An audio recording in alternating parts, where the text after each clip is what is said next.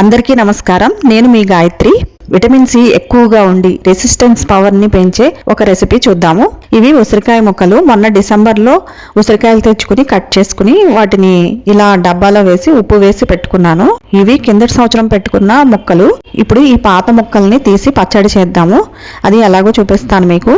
మిరపకాయలు తీసుకున్నాను. ముందు వీటిని తుంచుకొని పెట్టుకున్నాను. స్టవ్ వెలిగించి ప్యాన్ పెట్టుకుని కొంచెం ఆయిల్ వేసి మినపగుళ్ళు, పచ్చిశనగపప్పు, 1 స్పూన్ ఆవాలు, 1 స్పూన్ జీలకర్ర, ఈ ముక్కలకి సరిపడా మిరపకాయలు, కొంచెం ధనియాలు కొంచెమే వేస్తున్నాను, ఎక్కువ అవసరం ఉండదు ఇందులో, వేసి వేయించుకున్నాను. వేయించిన వాటిని అన్నిటిని రోట్లో వేసుకుని కొంచెం మెత్తగా నలిగే వరకు దంచుకోవాలి. దంచుకున్న తర్వాత ఈ కొంచెం మెత్తగా నలిగిన తర్వాత ఈ ఉసిరికాయ ముక్కలు వేస్తున్నాను. ఇవి కూడా కొంచెం మెత్తగా అయిపోయాక మొత్తం నూరుకున్న తర్వాత పచ్చడి 3 వెల్లుల్లి రెబ్బలు వేస్తున్నాను. 1 పచ్చి ఉల్లిపాయ కట్ చేసుకుని చిన్నది, ఆ పచ్చి ఉల్లిపాయ ముక్క, ఒకటి పచ్చిమిరపకాయ వేసి వీటిని కచ్చా పచ్చాగా దంచుకోవాలి. బాగా మెత్తగా అయ్యే వరకు దంచాల్సిన అవసరం లేదు. దీన్ని బౌల్లోకి తీసుకుంటున్నాను.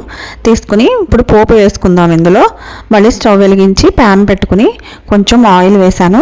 కొంచెం ఆవాలు, కొంచెం జీలకర్ర, 2 ఎండుమిరపకాయలు, కరివేపాకు, 1 చిన్న స్పూన్ మెంతి పొడి వేస్తున్నాను.